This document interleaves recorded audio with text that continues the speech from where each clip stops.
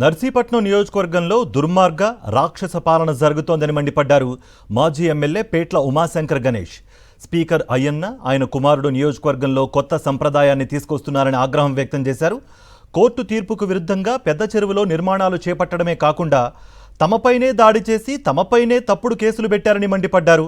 3 ఏళ్ల తర్వాత వడ్డీతో సహా తండ్రి కొడుకులకు అన్ని తిరిగిచ్చేస్తామన్నారు ఉమాశంకర్ గణేష్. డబ్బు ఉండొచ్చు, అధికారం ఉండొచ్చు, క్రిమినల్ ఐడియాస్ కూడా ఉండొచ్చు. కానీ ఒకటే చెప్తాం, మీ అందరూ వాళ్ళిద్దరికి కూడా 3 సంవత్సరాల తర్వాత జగనన్న ప్రభుత్వం వచ్చిన తర్వాత మీరు ఏ విధమైన తప్పుడు ఆలోచనలతో ఆలోచన చేస్తారో ఆ ఆలోచనలు కూడా మాకు ఆ దేవుడు ప్రసాదిస్తే మీకు కూడా ఇదే విధమైన ఆచరణలు పెడతాం. ఏదైతే చట్ట ప్రకారం చర్యలు తీసుకోవాలో ఆ విధంగా చేస్తాం.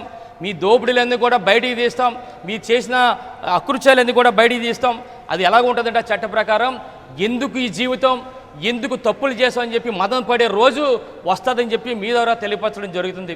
వాళ్ళే కాదు, వాళ్ళ ఇంట్లో వాళ్ళే కాదు, వాళ్ళ చుట్టుపక్కల ఉన్న వాళ్ళు కానీ వాళ్ళ పార్టీ నాయకులందరూ కూడా మీరు చేసిన తప్పుడు పనుల వల్ల 5 సంవత్సరాలు చేసిన తప్పుడు పనుల వల్ల ఈ విధమైన దుస్థితి వచ్చిందని చెప్పి వాళ్ళ పార్టీ నాయకులు కూడా తిట్టే పరిస్థితి తీసుకొస్తామని చెప్పి మరి ఎట్టి పరిస్థితులు కూడా చట్టపరంగా వారిపై చర్యలు తీసుకోండి చెప్పి రాబోయే రోజుల్లో మీ ద్వారా తెలియపరచడం జరుగుతుంది.